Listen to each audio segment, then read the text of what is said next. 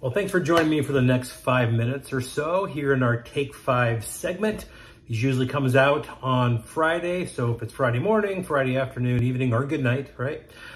We just thank you for taking 5 minutes and getting a bit of a preview of what we're going to be discussing on the 23rd of October, Sunday, that is coming up in a couple of days. Well, I was able to take a bit of a vacation, as many of you probably did as well, during the fall break session here.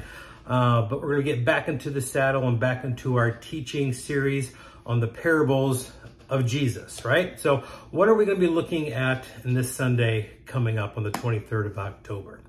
Well, we're going to be looking at a couple of parables that Jesus actually told in sequence, in order, right after one another, about the cost that it takes to build something and the cost that it would take, or the sacrifice that it would take in order to go into battle. Jesus is saying, I want you to consider before you go and dive into these projects. When my family and we went to Gatlinburg Pigeon Forge area for a few days over fall break last week and enjoyed the time away, and we're able to do a lot of things that we did actually 10 years ago. We did one of those things where you try to recreate some pictures that we took, 10 years ago. Obviously, Cameron was quite a bit younger. He was 6 and now he's 16. And so we had that kind of photo session. We took a few pictures in the same places that we did 10 years ago. So it was kind of fun.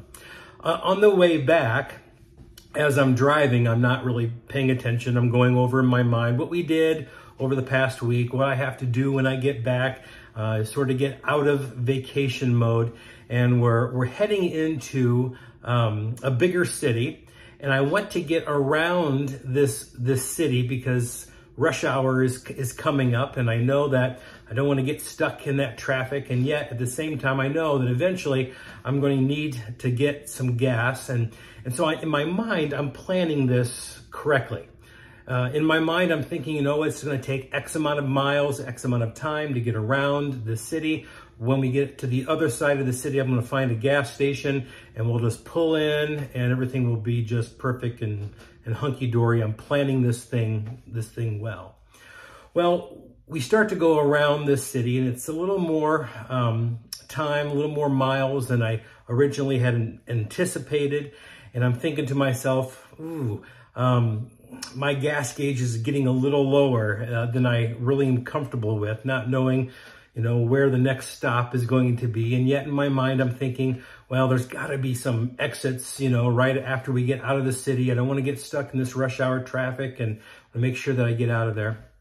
Well, I'm getting around this traffic. I'm getting around the city and I'm getting pretty low on my gas fuel.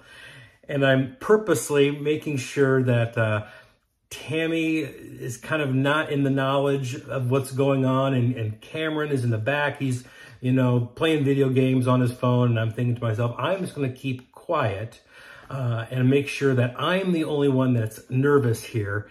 And, kind of just a little anxious of what's going to occur. So we get to the other side of the city and I'm thinking to myself, all right, I made it. I'm going to find a gas station. And then as soon as I'm thinking this, the little warning light and the little ding goes off, on the fuel gauge. And I'm thinking to myself, that's okay. No big deal. I still got, 40, 50 miles before we're completely out of gas. And of course, Tammy and Cameron, they hear the ding and they think, whoa, what's going on? And I said, we're almost out of gas, but we're going to stop here. About right when I said that, traffic really started to slow up. And make a long story short, we were caught in a traffic jam. There was some construction.